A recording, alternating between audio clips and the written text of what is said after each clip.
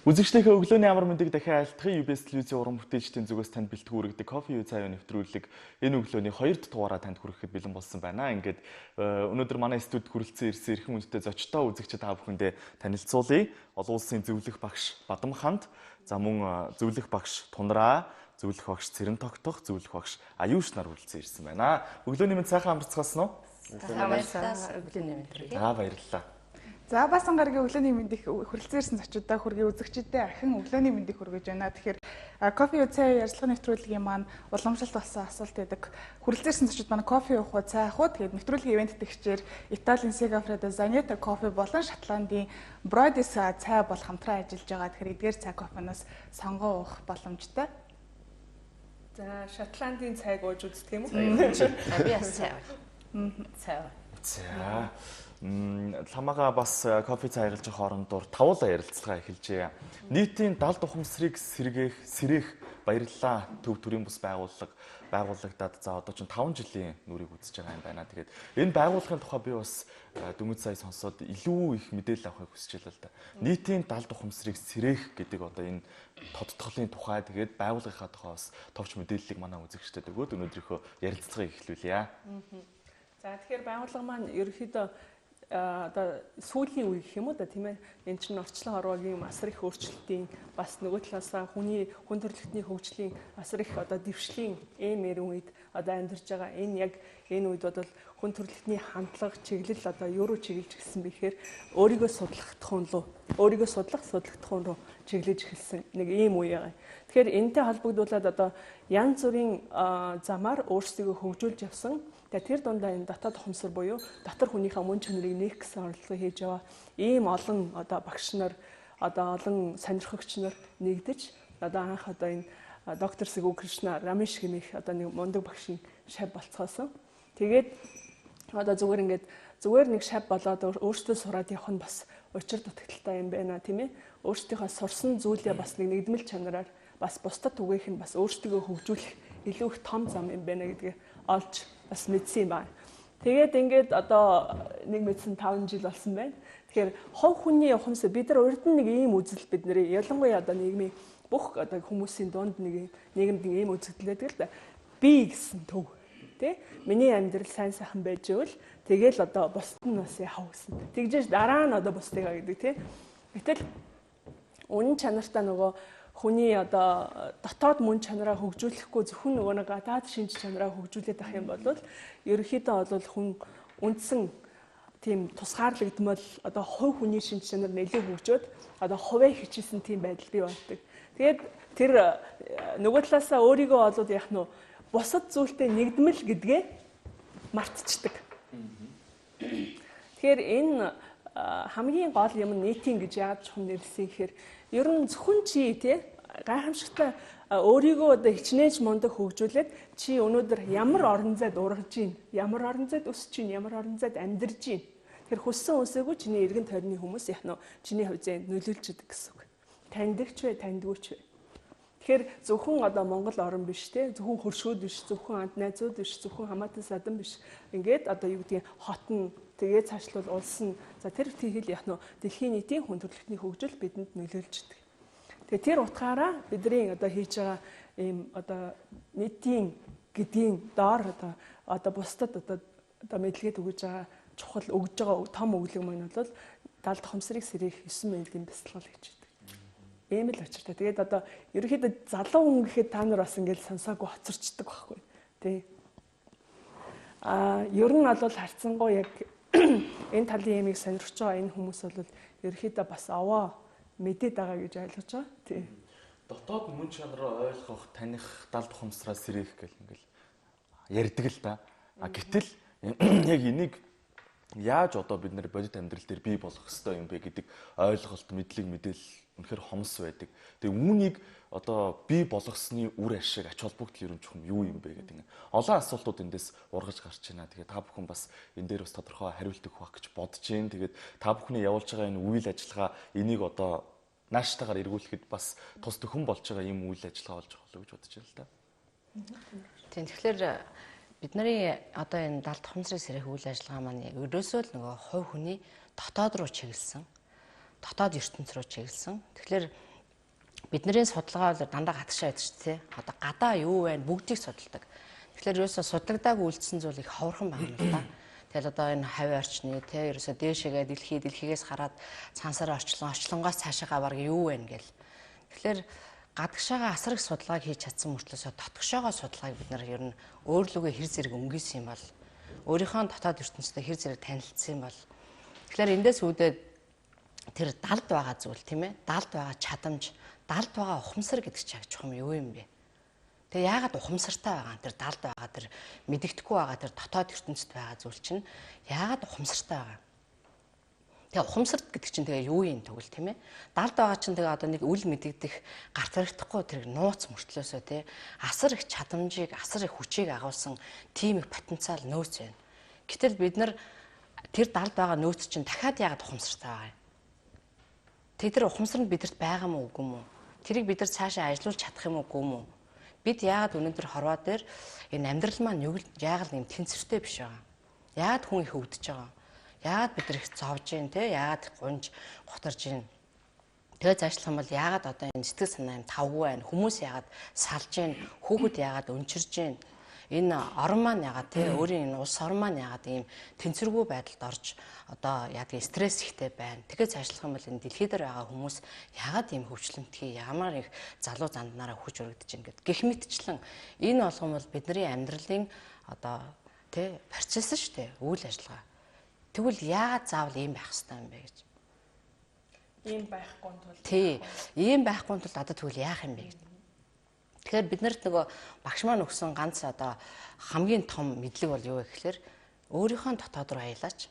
Дотооддоо байгаа тэр их мэдрэмж, тэр их чадамж те ерөөсөө тэр дуусаж дундаршгүй агуу их потенциалыг чи дотроосоо гаргаж. Чи бол цорын ганц бүтээгдэхүүн энэ байгалийн. Чамтай адилхан хинч байхгүй. Чи дахин давтагдахгүй. Тэгэхээр бол ерөөсөө нөөц боломжтой тэр 70 ухамсар 6 дахь мэдрэхүүгээс цаашаа 7 байна уу 8 байна уу юу байна те тэр болгоно. Тэгэхээр бидний энэ амьдарч байгаа орчин маань өөрөө ерөөсөө 5 мэдрэхүү дээр л амьдраад байгаа юм л да 5 мэдрэхүү. Тэгэхээр тэрнээс цаашаага байгаа тэр нөөц рүү л одоо бид өөрснийхөө мэдсэнийг тийм ээ бусдад бас дамжуулъя. Тэгээ хүн чинь нөгөө сайн бадман багш ярьдгаар ингээл уулын орой дээр ганцхан мод ургаал те саглагаал ингээл навчтаа ингээл тэгсэрнээс ажуудах модууд ингээл хатаал орчигаал. Тэгээ тэнд ой үүсэх юм уу? Ганцхан модыг хинч хараад ой байна да гэж харахгүй ш. Тийм тэгэхээр бол бүх хүмүүсээ сэрийн төлөөлөл явж байгаа. Нэгснээр 70 ухамсарыг сэрэх баярлалаа төгс. Тий. Наман дээр ч юм уу ямар нэгэн одоо алдартай сууд ухаантнуудын сургаал дээр ч юм уу дандаа л бичсэн байдаг л да. Өөртөөгөө л яа өөрийгөө л нэг 70 ухамсараа л нэг гэдэгтэй. Тэгэхээр 70 ухамсараа нээхийн тулд ер нь хэдийн хугацаа шаарддаг. Одоо энэ 70 ухамсар 2 лекцэнд сууснаар одоо тэрийг нээж чадах бүрэн боломж байна уу? Ямиг ер нь цаг хугацаагаар тодорхойлох боломжгүй байдаг. Тэгэхээр одоо жишээ нь үгдийн 5 жилийн дараа ч юм уу 1 жил болоод ч юм уу 3 сар болохоор таны 70 ухамсар нэгдэнэ гэсэн ойлголт байдаггүй. Тэр хүн цагт хэрвээ болсон бол тодорхой хэмжээгээр тэр техникийг зөв хийж чадвал эсвэл нөгөө одоо цагийн мэдрэмж гэж байдаг. Өнгөрсөн цаг хийгээд одоо ирээдүйн цаг руугаа шилжихгүй одоо цагийн давтамж буюу 783 гэсэн герцийн давтамж руу хүн төгөх юм бол яг нөгөө дотоод сэрэлт буюу одоо акшн зургийн сэрэлт гэдэг ийм 70 ухамсар нэгдэх ийм боломж нь хүн болгонд байждаг. Акшн зур гэж шүү дээ. Тэгэхээр секунд ч биш, минут ч биш, тэрнээс ч богино хугацаа гэсэн. Тэгэхээр ийм л потенциал хүнд агуулж идэг учраас яг уу гэхээр магадгүй энэ өгөгдөж байгаа энэ мэдээллүүд нь шүү дээ 70 ухамсар гэдэг энэ өгөгдөж байгаа энэ мэдээллүүдийн ганцхан үг нь тэр одоо хаалгыг чинь дотоод хаалгыг чинь нээх боломжтой гэсэн. Тэр их мэдлэг нь тэр их мэдээлэл нь биш байж болно. Ганцхан давтамж ийм л очиртэй. Тийм. Нийтийн 70 ухамсарыг сэрэх гэж явж байгаа хүмүүсийн хувьд бол мэдээж 70 ухамсараа бас сэрэгдсэн. Энэний одоо үр шимийг үзсэн хүмүүс л байгаа болов уу гэж би бодож байна. Тэгэхээр та бүхний хувьд одоо 70 ухамсараа сэрээснээр ямар одоо зүйлүүдийг өөрчлөлтүүдийг өөрийнхөө бие дээр мэдэрсэн бэ? За бид нар яг энэ доктор Сэхү Кришна Арамаш багшийн заасан, Арамаш багшийн бүтээл, Арамаш багшийн бясалгал энэ бүхний үр дүнд бол харьцангуй одоо анх эхэлжсэн са өөр үр дүнд хүрч байна. Одоо хамгийн гол манай багш хэлдэг л дээ. Хоёр нь одоо цаг дээрээ л их байх хэвээр. өнгөрснөө бодоод өөрийгөө энергийг алдаад байна. Ирээдүйг бодоод бас одоо хэрэггүй юмд энерги алдаад байна. Одоо цаг дээр байх нь л хамгийн чухал гэж байна. Тэгэхээр одоо цаг дээр байна гэдэг чинь бас өөрөө бодлого байх. Одоо ерөөсөө нэг тийм элдв юм бодоод байхгүй ер нь харьцангуй. Тэр явц одоо бидний явц одоо энэ сурах хугацаанд өдий болох хугацаанд бол бас одоо мэдрэгдэж байгаа л да. Тухайлбал өөрөө ингээд элдвийн бодол хүний амьдралыг хүртэл хүн найруулад кино шиг ингээд өмнөөс нь юм бодол байдаг шүү дээ. Тэгвэл тэрий чинь өнөөдөр өөрөө бас бодоод хямгадах, өөрөө бодоод бас жалаадах ийм хандлага байна. Нөгөө талаар би ерөөсө бодлого ингээд байх юм бол ерөөсө бодлого чадна. Гэтэл бид нар яадаг вөхөр зэрэг тархиндаа асар их юм бодоод тэр одоо зүрхэндээ одоо байх ёстой тэр юмыг тархиндаа авч асар их том болгоод ингээд өөрийгөөч өрөөлдөж энэ ертөнцийн дээр хүн чинь энерги түгээх гэж энерги үйлдвэрлэх гэж ирсэн билээ шүү дээ. Тэгэхээр зэрэг тэрийг бас зөв энергиэр түгээх зөв байх нь бол хамгийн чухал.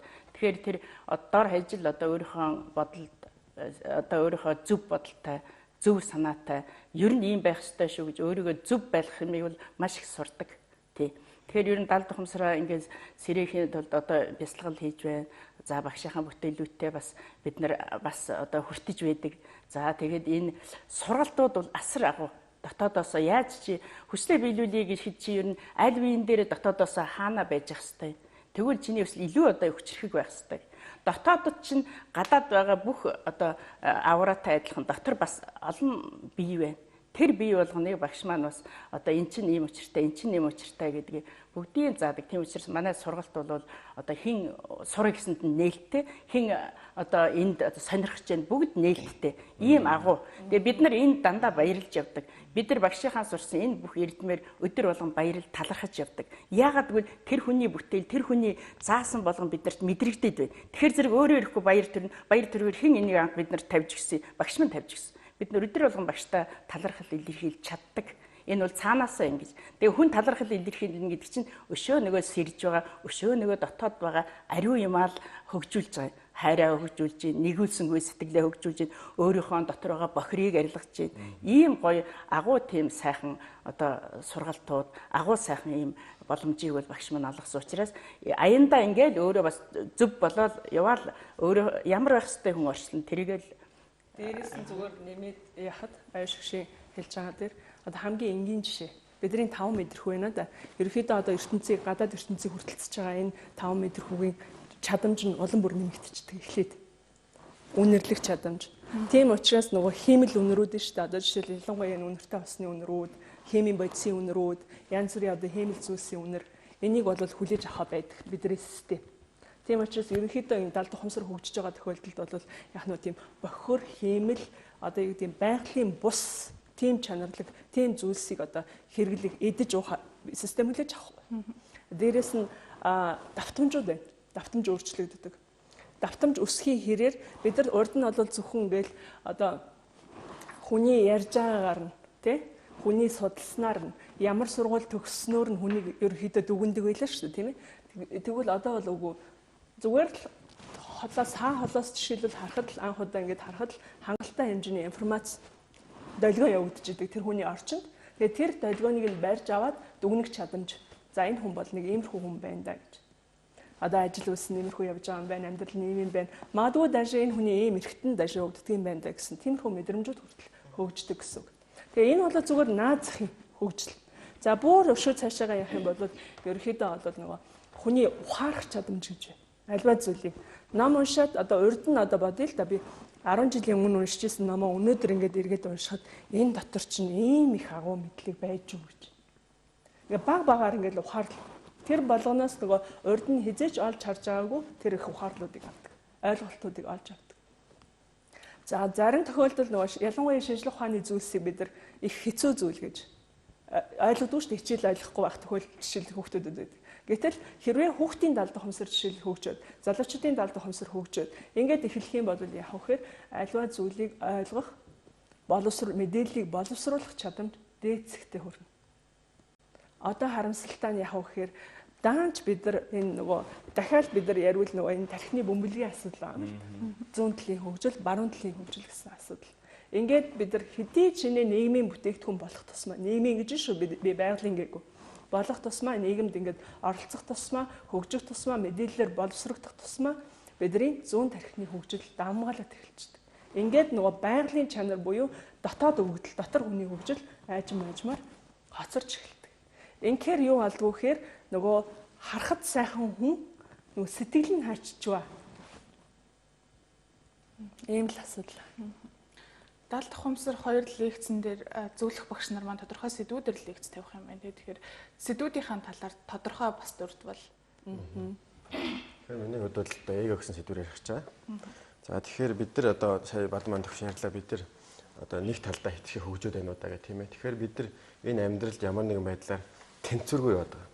Тэнцвэргүй ямар нэгэн айлтгий талаараа доголдолтой яваад байгаа. Тэгэхээр яаж бид нар энэ тэнцвэртэй байх вэ те? Одоо арга билегээ бид нар чинь бүх зүйл арга билегээс тогтно гэж тийм аргын тал билег тал гэдэг.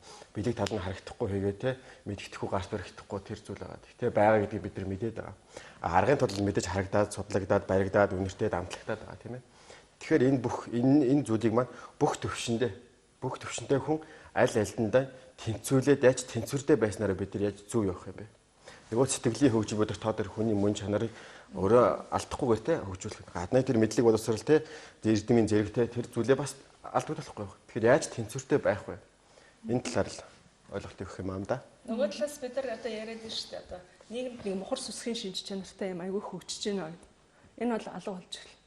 Хүн өөрийгөө таниад эхлэхээр энэ ямар өчтэй вэ? Эндээс юу авах вэ? Эндээс би ямар орчмоор дижигдэх вэ? Энд би ямар орчим алдах вэ гэдэг. Тэгэхээр хүний сонголт илүү боломжтой болж эхэлнэ гэсэн.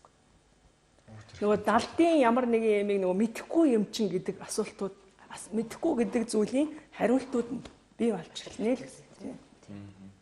Баярлалаа. Төвөөр үйлчлүүлж байгаа эсвэл танай төвд одоо суралцж байгаа хэр ер нь олон хүн байдаг вэ? Тэгээд энэ нь одоо нэг сургалт шиг ингээд төгсөөд гардаг зүйл үү? Эсвэл зүгээр одоо юу гэдгийг та бүхэн байнгын холбоотой байгаад өөрсдөө хамтдаа хөгжүүлээд явдаг юм газар уу? Нэгдүгээр эхнийх нь. Тийм. Хамгийн гол нь энэ чинь нөгөө янз бүрийн одоо салбарын хүмүүс, янз бүрийн насны хүмүүс. Одоо боловсралгүй, дээд мэрэгжилтэй гэдэг шиг ажилтай ажилгүй, нийгмийн бүх давхаргыг хамарсан ийм хүмүүс. Гагцгүй өөрийнхөө тэр нөгөө нуугдмал байсан мөн чанараа илрүүлэх гэсэн энэ хүсэлтэй хүмүүсийн нэгдүгээрт. Тэгээд бид нар хамтдаа хөгждөг гэсэн. Тэгэхээр хамтдаа ер нь хүн яг манай Монгол хүмүүс чинь тэгээд ер нь их эрдэмтэй хүмүүс ихтэй аруухан л та. Харин бид нар энийг жоохон эвдий гэж бодож байна. Бид нар яг одоохондоо бүрэн юмд хүрээг байгаа.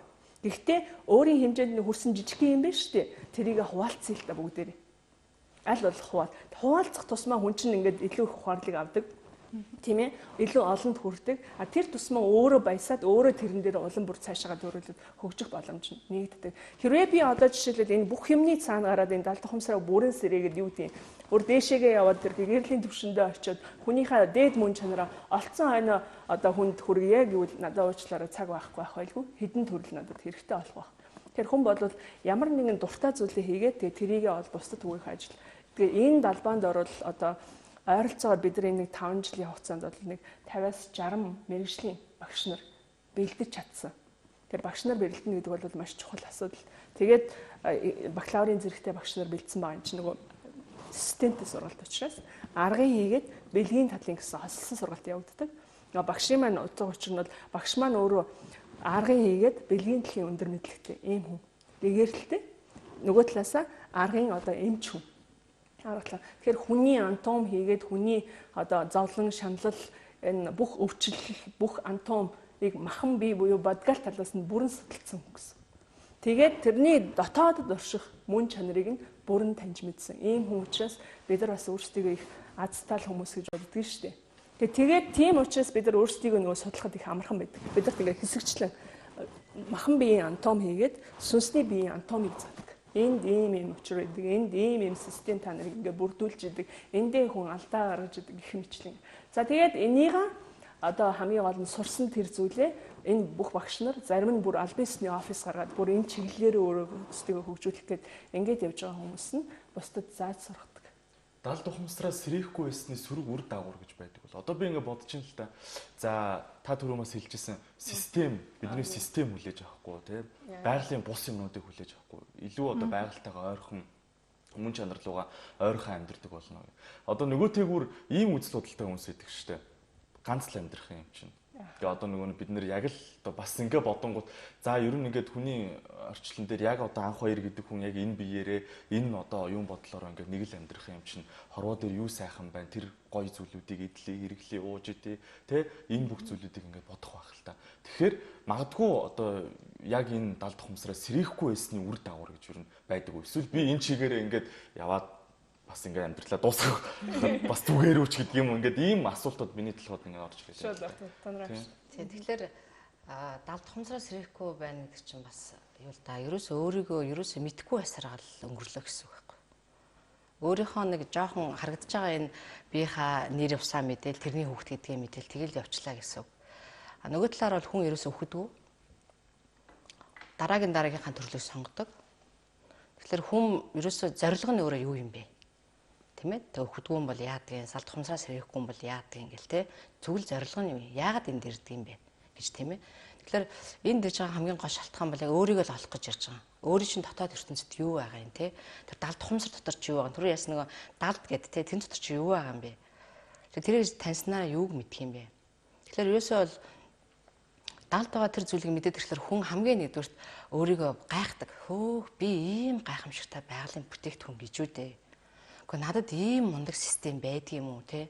Би чи өөрийгөө дотроос эрүүлж үлдэх юм байна штэ. Гэхдээ би өөрийгөө дотроос засдаг юм байна штэ. Би өөрийнхөө те бүх чадамжийг ингээд ойлгож мэдэрдэг. Надаас ямар их хүч гардаг юм, ямар их боломж нөөц гардаг юм те. Би ерөөсөө ингээд ямар их бүтээл хийдэг юм. Гэхдээ ерөөсөө тэгэл бүх юм нэгдэж байгаа байхгүй. 6 дахь тэр нөгөө далд ухамсар нэгдээд ирэхлээр.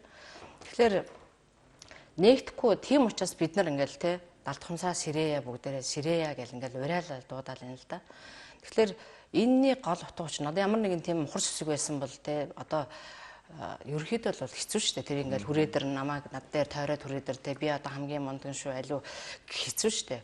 Гэтэл үнэн юм гэдэг чинь үннээр яд.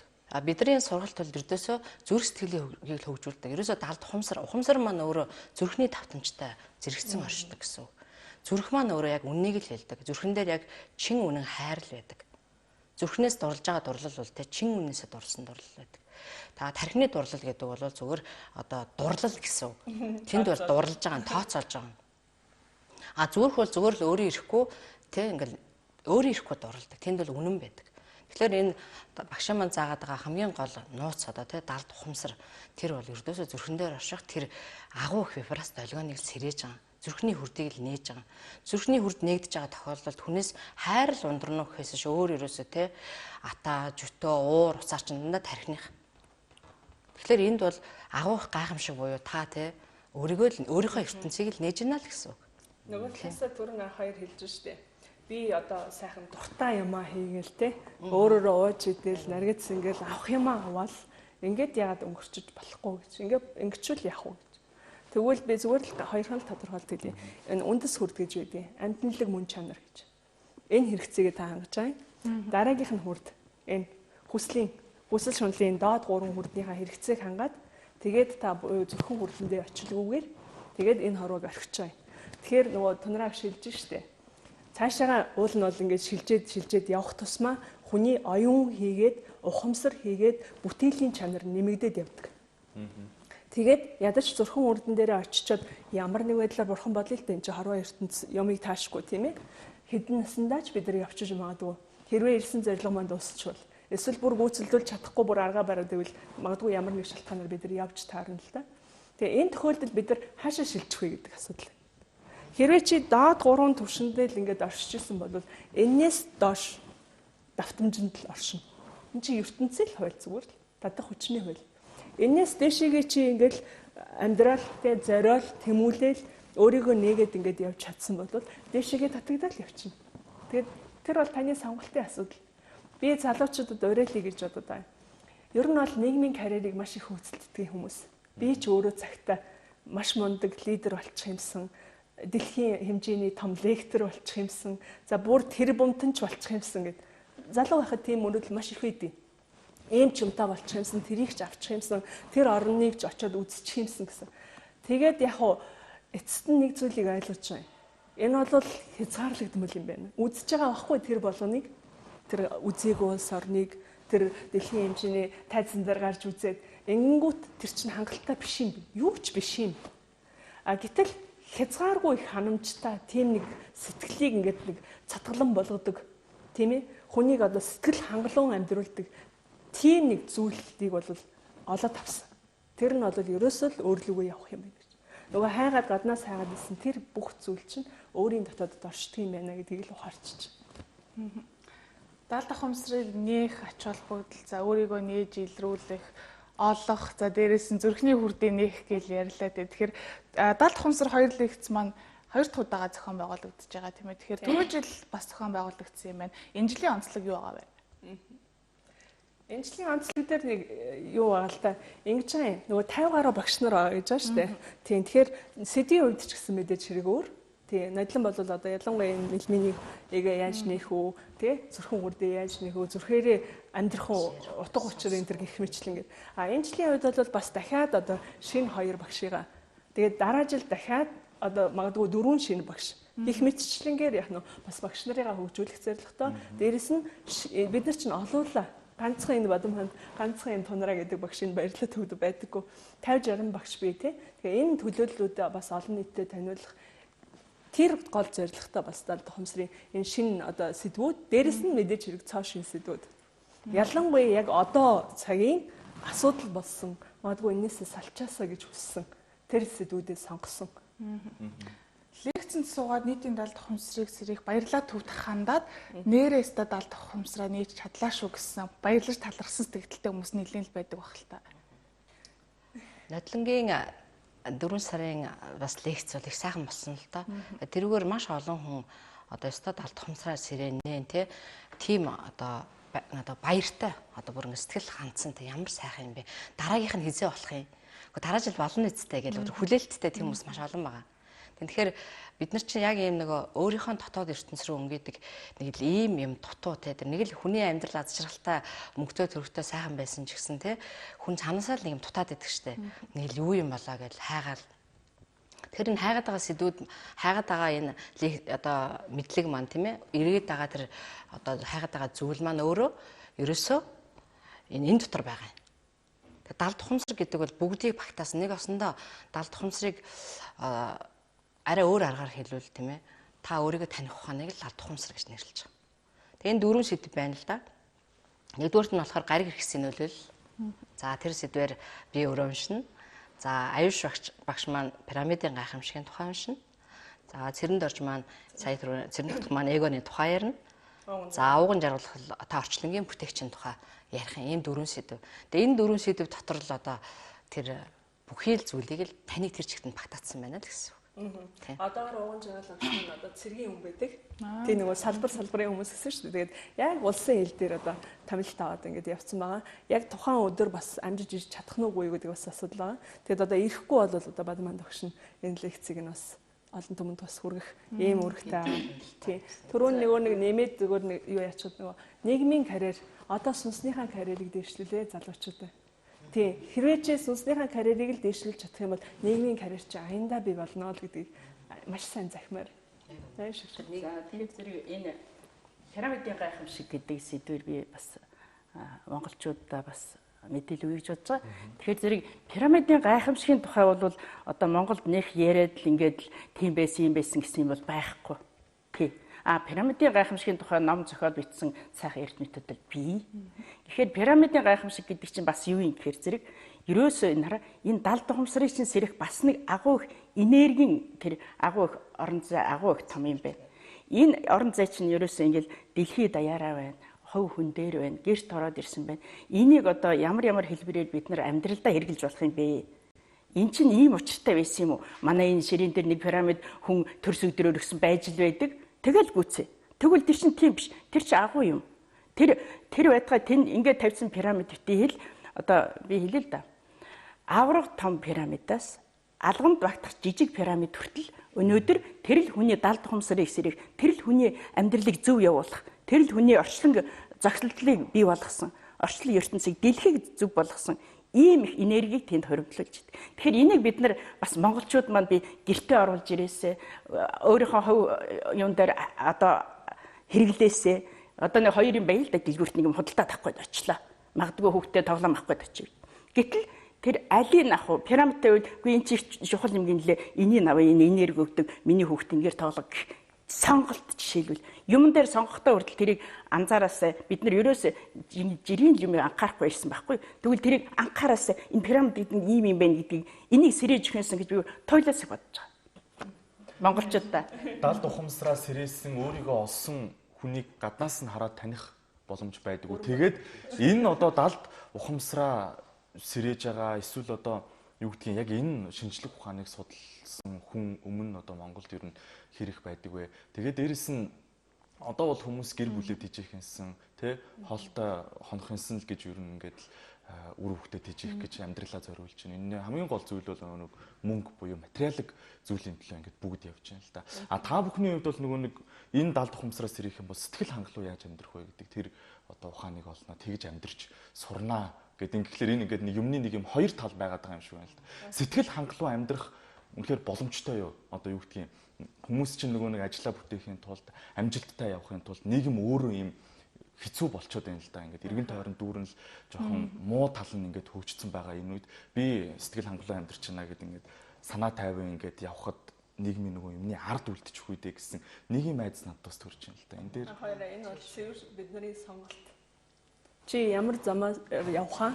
Айдастай төвшүүртэй золонтой замаар явах уу? Эсвэл амар амгалан замаар явах уу гэдэг замаа бид нар өөрсдөө сонгочихж байгаа. Өөрсдөө. Тэгэхээр энд зөвхөн хэрвээ чи хүсвэл өөрчлөх боломж нь чамд бас бай. Маш амархан. Жохоо нөгөө давтамжаа өөрчлөгдөд ийшээгээ яваад мөрийгээд ингээд харах уу түүнэр харах руу явж исэн бол ийшээгээ ингээд л гэгээтэй зам руу ороод эхэлчихдэг. Ийм л энгийн амархан асуудал. Тэгэхээр хүсвэл чи хувь заяагаа өөрчилж болдог. Тийм. Тэгэхээр нөгөө талаараа бол бас хэцүү юм шиг санагдаж байгаа хэл та. Энгийн тий одоо энэ далд ухамсарлуугаа өнгөж чадаагүй зүгээр л хөндлөнгөө сонсож байгаа хүмүүст бол одоо тий бүтхүү гэл тий бодож байгаа. Гэвч ерөөсөө ингээд ердөөс маш амархан юм. Хамгийн онцлог нь тэр тайвшралт хүрнэ гэдэг бол бидний энэ тархины давтамжинд дандаа бета давтамж ингээд оволцоол байнгын тий тэрийг жаах вэ, энийг жаах вэ, тийшээч мөнгө, тийшээч банк гээл тий амьдрал тэр талах тэр мөнгө одоо гутал гээл ингээд. Гэтэл тархины давтамжийг жоохон өөрчлөгдөхөд альфа давтамж руу орж ийн л да. 9 минут үргэлжлэхэд тэр бяцлал те 9 минут үргэлжлэхэд шууд альфа давтамж. Тэрнээс ч магадгүй. Тий, тэрнээс дашаа гамма одоо яадгийн те эпсилон төвшинч байдаг юм одоо бүр. Тэгээд орчихлоо чи хүн нөгөө асуудал оволцоод тассан асуудлыг хий димэл ингээд оволцоол те хий димээ бачандаал нөгөөтгөө хажууд хүндээ гаргаад сандраад исэн бол те шаал өөр өнцгөр. Шаал өөр одоо те давтамжаар ингээл зүгээр юм нөхшөө. Хоёулаа ингээд хийвэл зүгээр юм шиг санагдаж байна. Энийгээ эхлээд ингэчээ дараа нь тэрийгээ тэгчих гэдэг юм уу те. Гарцаа их зүг гаргаж эхэлдэг. Бодол их сайхан болдог, зэгцтэй болдог. Одоо өөрийнхөө сөрөг бодоод байгаа тэр бодлуудаа өөрөөсөө холдуулж чаддаг. Зэгцлэн тийм ээ. Тэгээ ер нь бол энэ далд ухамсар чи өөрөө бодол гэлдэхтэл нүдэнд харагдахгүй байгаа үстэй. Тэгээ бодол чи өөрөө далд ухамсарын маш том хэлбэр. Тэгэхээр тэр бодлоо зэгцлэж чадчихна гэдэг бол үгүй ямар том амжилтанд хүрэх вэ? Тэгээд бодлоо зэгцлээд, үгээ зэгцлээд, сэтгэлээ зэгцлээд те тэрийгээ дагаад одоо санаагаа зэгцлээд, хандлагаа зэгцлээд ирсэн цагт бол юм ерөөсөө их тийм амархан болж эхэлдэг. Ердөө л энэ байсан юм уу да те. Гэхдээ урд нь яад энийг ойлгохгүй байсан юм бэ? Ийм амархан гэж байдаг. Ердөөс ятах юм байхгүй. Хүмүүс бол бодж л байгаа хальта их л хэцүү байх. Тэгээ бид нар чинь нөгөө олон жил нэг энэ хурц үсгээр ингээд явсаар байгаад нөгөө юмны уучраа олгоо хэлсэн те. Тэнд нэг хүн чаддаг бол тийшээ явъя. Энд нэг хүн чаддаг бол ийшээ явъя гэсээр байгаа бүр өөрийгөө бүр ердөөс юу ч биш юм шиг боддог болсон. Тэгэхээр бол одоо гол одоо санаа болно. Далд ухамсар хоёр л эсвэл ерөөсөө та өөрийгөө мэдээчээ л гэж байгаа. Бидний нэг гол нэг асуудал байдаг шүү дээ. Би завгүй юм чинь ажилтаа юм чинь амжихгүй ч гэдэг юм уу. Тэгэхээр ер нь бол далд ухамсараа нэгээд өөрийгөө олоход хүсэл байвал болох юм байна гэж ойлгож болох юм байна тийм ээ. Төрөний тонраг шиг хэлсэн дээр нэмээд ер нь бол ингээд тархины давтамжаасаа буусаар агаад хүн зүрхэндээ амьдрах ухаанд л суралцж байгаа. Тэгэхээр энэ хоёрын амьдралын ялгаа бол асар их зөрүүт. Утга учир амьдралын утга учир хийгээд мөн чанар гэдэг бол асар их. Дээрэс нь тархины бүтээмж чинь нөгөө нэг эн чинь цэвэр гаднаас цуглуулсан мэдээлэл хадгалагддаг гэдгийг л сайн ойлгох хэрэгтэй. Тархинд зөвхөн мэдээлэл хадгалагдаад тэр нь боловсруулагдаад тэр нь ингээд цэгцлэгдээд тийм учраас боловсралтай хүн сайн амьдрна гэж штэ. Хэр зэрэг их мэдээлэл цуглуулж тэрнийхээ хэмжээнд л хүн ярьдаг байхгүй юу? Тэгээд харамсалтай нь бид нар өөрсдөө энэ дотор хаачд хүччихдэг. За би 5 хэлтэй болчлоо. За би 5 мэрэгчлээ болчлоо. За би энэ сайенсыг мэдж гэн, энэ сайенсыг мэдж гэн, энэ ухааныг ойлгочлоо гэд. Тэгээд өөрийгөө нөгөө одоо цэрэн тогтох шиг ярих чагаа эго гэдэг дүр эсгээд ингээд нэг том толгойтой хүн л бий болчихдог. Энэ дотор амьдрах ухаан байдгүй. Тийм л учраас. Тэгэхээр ерөөсөө л хамгийн чухал нь бол ер нь бол хүн ингээл доошоо буугаад тэр. Энд агуу их бүтээгч чанар чи оршиж байна. Энэ дотор таны хувь заяаны бүх өгөгдлүүд нөгөө авах гээд байгаа хүсэж байгаа бүх юмнууд чинь хийж бүтээх гээд байгаа бүх юмнууд чинь энэ өгөгдлөөс би түрүү систем гэж ярьсан шүү дээ. Тэгэхээр тарих энэ томоо тарих ингээд үз зүрхэн тарих гэдэг бол ийм том. Тэгтэл толгоон тарих гэдэг бол ийм жижиг. Тэгэхээр айлыг ашиглах бол дахиад таны сонголтын асуудал. Түрүүн бас миний нэг асуулт хариултгүй үлдчихлээ л дээ. Монголд одоо өмнө нь яг ингэж яг энэ шинжлэх ухаанаар явж исэн хүн байдгүй гэдэг. Тэгээд энэ дээрээс нэг зүйлийг бас улбаалаад асуухад магадгүй нөгөө нэг өөрийнх нь нөгөө нэг үзэл бодол өөрийг нь далд ухамсараа сэрэх энэ аянд хөтөлсөн ийм одоо хүмүүс байдгүй. Заавал энэ одоо шинжлэх ухааныг судлахгүйгээр зүгээр л амьдралын хэм маяг нь өөрөө ингээд ийм одоо гайхамшигтай болцсон ч гэдэг юм. Одоо жишээлбэл нууц гэдэг нөө ном байдаг штэ. Жишээлбэл тэр нууц гэдэг киног би анх үзээд юм уу номыг анх уншиж хахад тэн дээр гарч байгаа юмнуудыг би аль хэдийнэ өөртөө хийдэг байсан зүйлүүд зүгээр л би өөрийгөө уншиж байгаа юм шиг тийм мэдрэмж төрсөн шиг яг энэ шинжлэх ухааныг заавал одоо юу гэдгийг судлахгүйгээр өөртөө ингэж бий болгож байгаа хүмүүс юу байдаг бол өөртөө мэдэхгүйгээр гэсэн үг шүү дээ. Энэ бол цэвэр манай нөгөө нүүдэлч харт юм. Нэг үгээр хэлбэл бидний аав ээжүүд дээрэс нь өвөг дээдсүүд хараахан нөгөө иргэншлийн систем рүү бүрэн ороогүй байгаа. Тэр байгальтайгаа зохирох ухаанд яг ингээд амьдраад сурцсан. Тэр бид нар ингээд бүдүүлэг эсвэл хөдөөнийх гэдэл ойлгоод байгаа юм. Яг үнэндээ бол одоо дэлхий явж юуж бидний тэр нүүдэлчин ахуй хийгээд тэр агуу их одоо байгалийн шүтэлцээтэй одоо зохирч амьдрах тэр ухаан руу хүссэн хүсээгүй орж ир. Тэгэхээр холоос хайх хэрэггүй. Энэ бол бидний аав ээжийн мэддэг байсан зүйл. Мартсан. Саатар мартсан байгаа байхгүй юу? Одоо л тэгээд сэрэх гэдэг шүү дээ. Дээрээс нь нэг юм байдаг л да. Зөндөө олон судлаачид нар байгаа. Маш олон судлаач нар. Тэгээд энэ одоо гадуур одоо бяцлал хийж байгаа, өшөө энэ судалгаа хийж байгаа, энэ лекц өгж байгаа хүмүүс байдаг. Гэтэ бид нар яагаад ч юм энэ докторсгийн өгөрчнө Рамиш гэдэг энэ багшийг ч юм сонгочвоо, өөрийнхөө багшаар сонгочвоо гэхээр маш энгийнээр өгдөг бид нар. Төвөггүй. Жишээлбэл чи 10 хар нүгэл хийж болохгүй чи заавал тэр төвшөнд хүрэхийн тулд дахиад ингэх ёстой гэсэн тийм зарчим биднэрт байдаггүй. Бид нар тийм даалгавар өгдөггүй. Чи дураараа бай. Өөрийнхөө мөн чанараараа орш зүгээр л энгийнээр хий. Заавал чи тийм томьёонууд цээжилж яах юм? Чамд зайлшгүй хэрэгтэй юм уу? Хамгийн гол нь тэр томьёоны мөн чанарыг нь ойлгох гэдэг ийм аргыг нь өгдөг болохоор магадгүй бид нар энэ арга зам, энэ энгийн арга замыг нь л сонгосон болохоос биш өндөө бол мэдээч хүн болгонд ажил судалж байгаа гэж бодож байна. Тэгээд дээрэс нь яг нэг олон ном уншдаггүй л дээ. Эндээ одоо яг Монголд яг ямар ном гарцсан байна, яг хэн гаргацсан байна. Гэтэ ерөн зүгээр захын ингээл наад захын одоо дуртахад л одоо энэ энергийн төвийг бүтээсэн дансаар авч байгаа үг л байна тий. Өнөөдөр жишээлбэл тэр нутаг орныхан тэрэндээс одоо тэжээгдэж хооллогдож эхэлж шít. Тэр их өв соёлыг аваад үлдсэн тэр хүн ер нь ямар хүн юм бол тэр хүмүүс тийм ээ гэх мэтлэнгээр ингээл наазахын жишээг л ингээд хайх юм бол тэр хүн лаа би ирээдүйд ашиг олондоо өстой энийг худалдаж идэндээ гэсэн сэтгэл байгаагүй хаа. Тэгээ энэ тухай жишээл наазахын энэ тухай мэдээ одоо минь даяагаа юм. Зүгээр л зохиолоор би жишээл минь даяагаа ялангуяа тэр гигантин гэдэг зохиолыг уншаад өшөө тэр бусад зохиолуудыг ингээд уншихад бол тэндээс зүгээр ингээд үс босдог байхгүй. Дотор нь ороод ингээд амилцсан юм шиг. Тэгэхээр энэ үс босоод байгаа чинь ямар учиртай юм хэ нөгөө чиний дотор хүний реакц.